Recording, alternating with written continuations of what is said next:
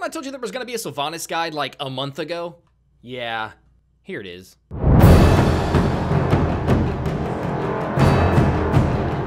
Welcome back everybody to another episode of Know Your Enemy. My name is TrendKiLL and I apologize for the delay on this video. Christmas happened, then New Year's happened, and then I had to make a special episode for the SMITE World Championships. I came back, regrouped, and finally I'm getting around to making this video. So I'm not going to waste any more of your time on this intro. We're going to go ahead and get into the guide. Today we're going to be talking about Sylvanus, the Keeper of the Wilds.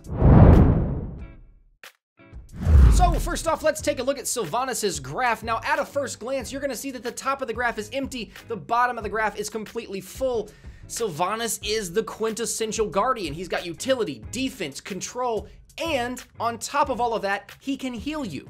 Now he doesn't have a lot of damage because a lot of his damage isn't bursty. It's very slow and constant damage, and his mobility is essentially nothing. If he was lower on the graph, he would not be able to move. He is one of the least mobile gods in the game. Now I do want to touch on one thing real quick before we move on to his abilities. Even though Sylvanus's damage is low, a lot of his damage is constant annoying poke damage that can add up. So you do want to be careful pressing a Sylvanus too hard early game, especially when he's behind his minions and he's healing the damage that you're doing. So why so bottom heavy on this graph? Let's move into his abilities and see exactly why he's so high in control, healing, defense, and utility.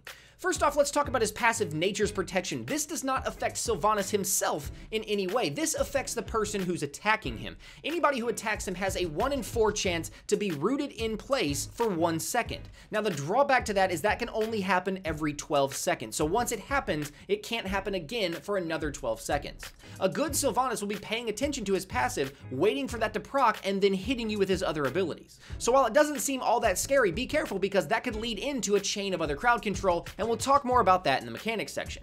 Now his first ability, Verdant Growth, is a very interesting ability. It's got 2 uses. One, he can throw it at an enemy, and that enemy will take damage and be rooted for 1.25 seconds. If he happens to miss that ability, or he chooses an empty spot on the ground to cast Verdant Growth, it will plant a pod on the ground. After 10 seconds, that pod will blossom into a flower, and then in a large AoE around that flower will grant him and his allies MP5. Now he can have 3 of those pods on the ground at any given time, and those pods can all be destroyed by a single auto attack. Now when an enemy destroys the pod, they will get their magical and their physical protections reduced by up to 20. So while his pods can be destroyed, at least he and his team get some sort of benefit for them being removed. His second ability is called Wisps, and this is where Sylvanus gets his healing. Wisp is an AoE heal over time around Sylvanus that heals himself and all allies in that area, including minions. Now on top of that, all allies hit also gain a protections buff for 5 seconds, and any enemies caught, including enemy minions, take a damage over time for 5 seconds. So you can already see in 2 abilities, he's got a ton of utility on the board already.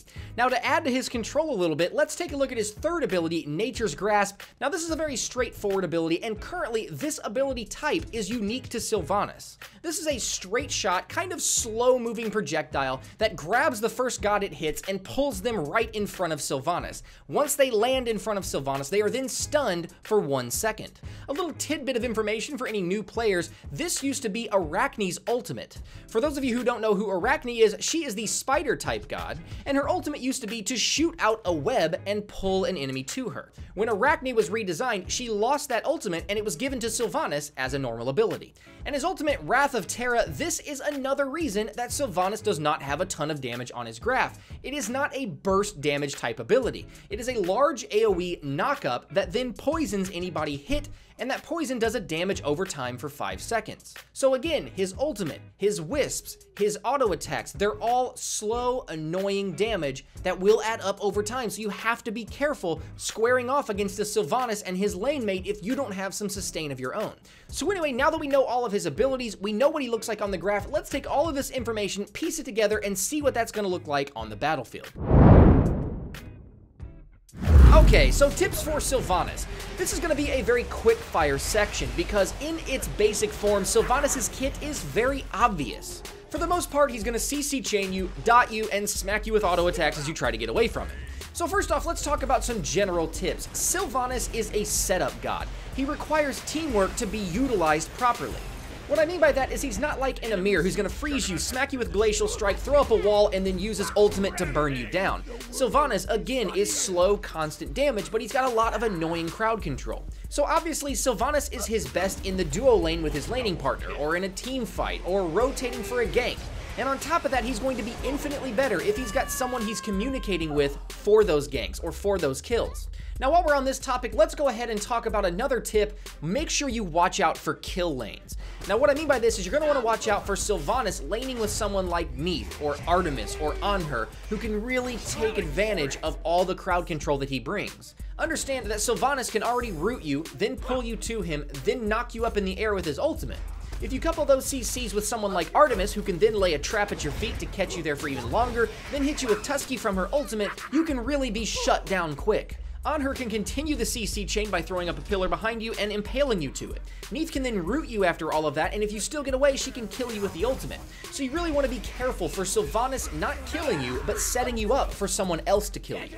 Now, in addition to all of that, also be very wary of being pulled into the tower. If you're pulled into the tower, you can then be rooted in the tower, you can then be knocked up in the tower, and if you're not dead by that time, somebody like Neith can root you even longer in the tower, so you've got to be very careful around tower range against a Sylvanus. Now, the good news is, because of his low mobility, if Sylvanus is out of position, early on, you're likely to be able to take him down with little to no problem. So gods like Hercules or Sobek can directly counter him because they can put him so far out of position that he can't do much after that. This is a really great way to shut Sylvanus down so that he falls further behind and is easier to kill for longer. Now, if you don't have somebody that can pull him out of position, understand that he's got a very strong early game simply because he can heal his allies and damage yours all in one ability. Now, not to mention, on top of that, he also gives his allies a protections buff. So not only are his allies healing the damage you're doing to them, but they're also gaining protections for future damage that you're going to do. This gives Sylvanus an extremely good early game push and also a ton of high sustain, meaning that he can stay in lane longer. Couple that with the fact that he's really the only tank that can help sustain his laning partner as well, and that makes for a very, very strong early game. Now let's take a minute to talk about Nature's Grasp. This is his pull ability, and I told you that this is unique to Sylvanus. There are other gods in the game that have a mechanic that pulls you towards them. However, Nature's Grasp is the only pull in the game that can be fired through a wall, grab somebody, and pull them back through that wall. Now, this allows for some really tricky ganks. If Sylvanus can pull you through a wall and isolate you from the rest of the team, if he's got help there and you don't have a jump or an escape to get away from him, odds are you're probably gonna die. Now, this is obviously one of his big forms of crowd control, so let's go ahead and talk about his combo chain. Essentially, Verdant Growth, Nature's Grasp, and Wrath of Terra can all be used in any order to hold you in place for an extremely long amount of time. He can use Verdant Growth to root you, which makes his Nature's Grasp easy to hit, and then Wrath of Terra you once you get pulled to him. If he's already in close range, he can start the chain with his ultimate, then pull you to continue that CC, and then use Verdant Growth to root you at his feet after the stun wears off. Or he can pull you through a wall, then smack you with Verdant Growth so you can't move, and then ult you afterwards. You obviously get the point. He can do this in any order. So a very important item to have when you're playing against a Sylvanus is Purification Beads. Now, you're going to hear me talk about Purification Beads in a lot of these videos because it's such an important item to play against gods who have a high level of control. And last but not least, let's talk about a couple generic tips that really I couldn't find a place for. Since we're already talking about his combo chain, let's go ahead and discuss his auto attacks and Verdant Growth. Now, his auto attacks are ranged, and they do an AoE damage where they land. Now, when he casts Verdant Growth, all that does is modifies his auto attacks to create that pod when they land, or to root you if it hits you. The beautiful thing about playing against a Sylvanus is that his auto attacks cannot be thrown over walls. Now, because Verdant Growth modifies his auto attacks, Verdant Growth can also not be thrown over walls. So from the Sylvanus' point of view, it can be very frustrating trying to chase somebody through the jungle if they're hugging a wall, because it's very hard to hit them with your auto attacks and your Verdant Growth. So if you happen to be low on life and running from Sylvanus, my suggestion to you would be to hug the wall so that it's much harder for him to hit those two attacks. And finally, Sylvanus has one of the largest teamfight presences in the game. In a team fight, if people happen to be attacking him, his passive's gonna proc rooting one, he can root another one with Verdant Growth, he's constantly healing his team and damaging the enemy team, he can pull somebody back into the fight, he can Wrath of Terra for a massive AoE knockup and poison to everybody that it hits, and on top of all that, his Wisps are not only going to give his team life back and damage you, but they're also gonna make his team take less damage in general. so you can see how he can be an absolute monster in a team fight. So be very careful going up against a Sylvanus and his team if he's got his full kit available. So anyway, guys, there you have it. I'm gonna leave you with this. I really hoped this video would allow you to branch out from your current god pool. Ugh. Anyway, guys, I'm gonna get out of here. Again, my name is TrendKiLL. Thanks for stopping by and hanging out with me, and come check me out next week when we're gonna be talking about Nemesis, the goddess of vengeance.